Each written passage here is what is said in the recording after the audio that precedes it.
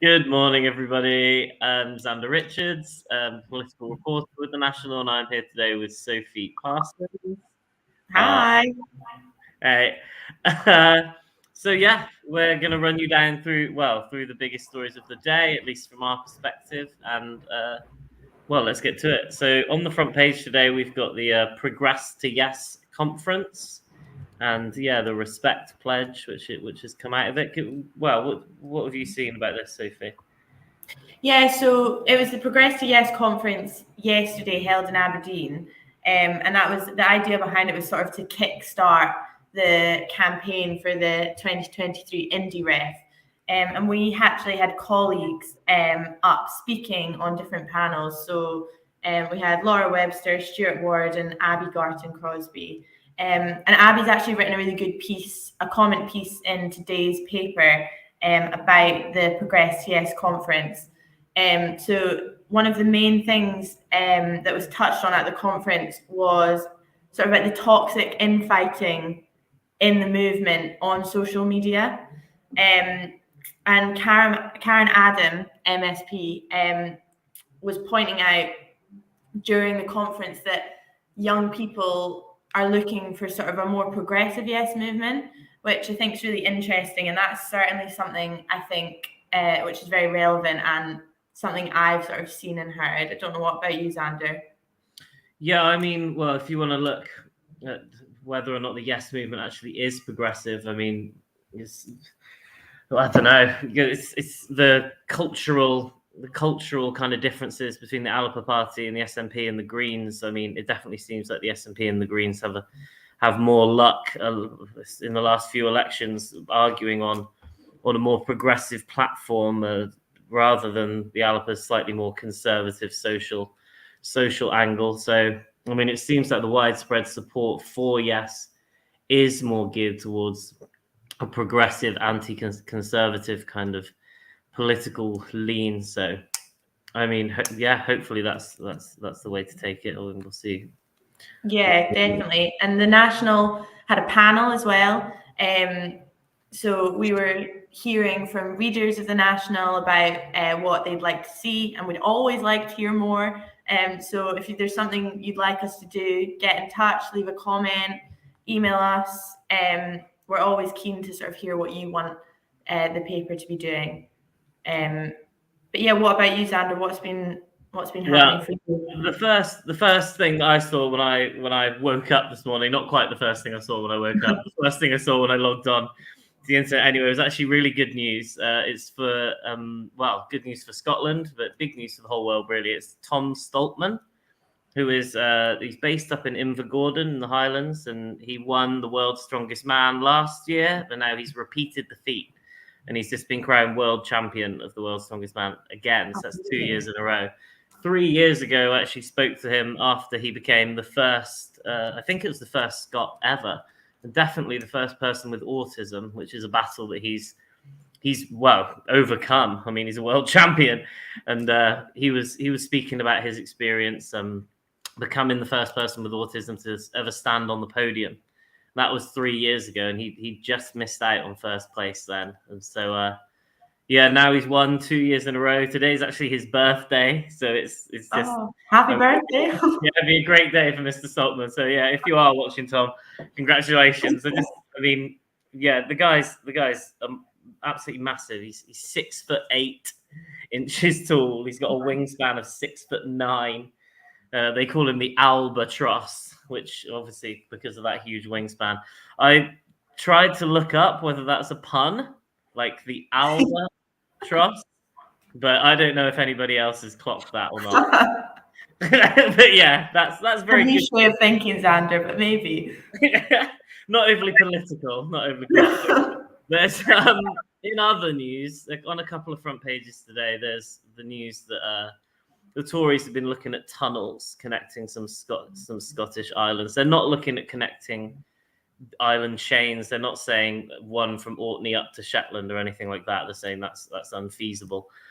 But they are saying they're seriously thinking about connecting islands within the archipelagos, within Orkney, within Shetland, within the Western Isles. I mean, transport is devolved. which the UK government has been reminded by the Scottish government, but that doesn't stop them. That doesn't stop them having a little look and a little tinker. But yeah, so the Scottish government has actually pitched its own idea for fixed links, for tunnels, for bridges. That was back in January. They were looking at fixed links in between, was it the Sound of Barra, the Sound of Harris, also from Oban to Mull. So, I mean, it seems like more and more people are getting on board, thinking that these tunnels might be a good idea in between Scotland's islands. I mean, it's not a short-term project. We could be looking at 2050 before these tunnels are finalised. But I mean, yeah, it could be happening. One thing I did pick up on is that in January, when the Scottish government were talking about these tunnels, they said that looking at the Faroe Islands, it would cost about £10 million per kilometre. But the Tories, who have gone to the Faroe Islands, are now saying it costs about £20 million per kilometre, which is a pretty massive jump in budget. Yeah. Maybe the Tory government's been asking some of their pals for some quotes on that, and they've seen some lucrative government contracts in it. Yeah, well, it would be unusual, would it? I mean, there's a lot going on. There's a lot going on. Boris Johnson's obviously still fighting for his skin. Yeah. There's, rumours are saying as many as 40, high 40, no confidence letters in the Prime Minister could have gone in already. Yeah. 54 is the magic number. So I do think it's a matter of time now. It might not be in the next month. It might not be even in the next 2 months. But I think the facade is starting to crumble. Now, do we think that he can? Realistically, do we see him losing a no confidence vote? I mean, I've said it so many times that this must be it. This must be it, and it's yet to be it. So I'm stopping saying anything, because every time I say this is the downfall, it hasn't happened. So maybe I'm jinxing it. I'm very, very skeptical if they even do manage to get to the 54 no confidence letters required to trigger this vote.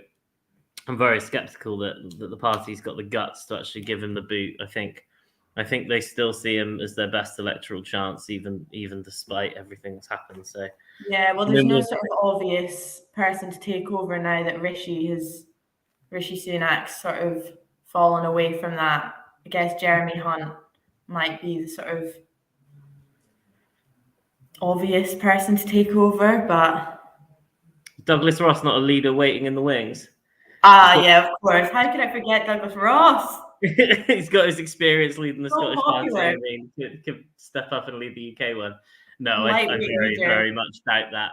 A poll of Conservative Party members by Conservative Home, which, as you can probably tell by the name, is a conservative website about conservatives for conservatives, has Douglas Ross absolutely floundering in the polls. The only figure in the Tory party less popular than Douglas Ross on this poll was Boris Johnson himself.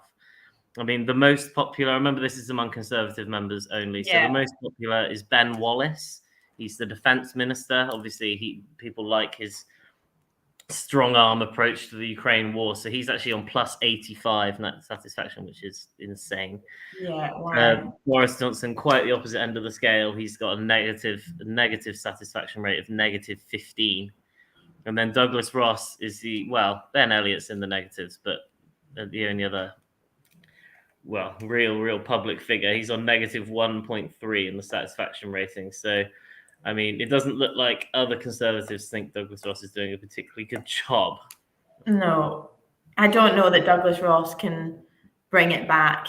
I don't think he's not had the strongest year. I think he might be on the way out, and I'm saying that with a bit more confidence. Yeah, I mean, it definitely seems like it. But in a bid to kind of get at least some successes under his belt, Douglas Ross is actually lodging a formal proposal today for his Tories' right to recovery bill. This is just the latest prong in what really is like a cross-party effort in order to drive down the drugs deaths that obviously Scotland is seeing just really atrocious numbers every year now. 1,339 last year. Like, there's Angela Constance, the drugs policy minister, was refusing to predict whether that number will go up or down this year. slightly encouraging early signs it might go down slightly, but the crisis is not over. I mean, everybody's trying to find some way forward. We've got the Tories putting this right to recovery bill.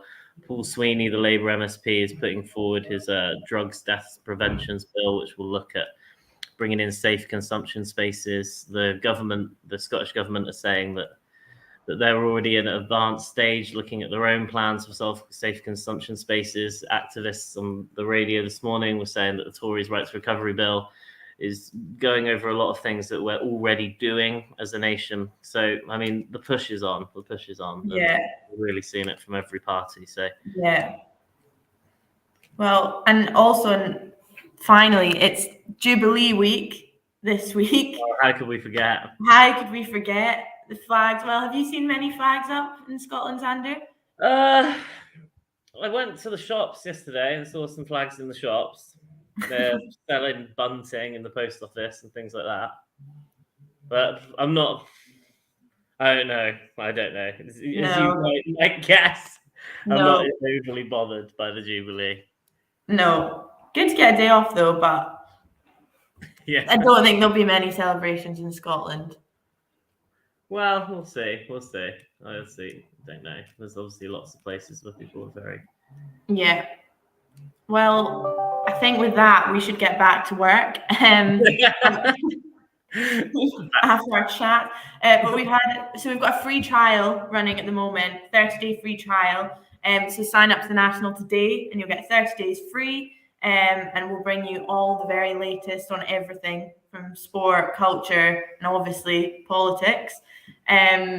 So yeah, sign up today, get on the website, and have a great day. Yeah, thanks very much. Thank you.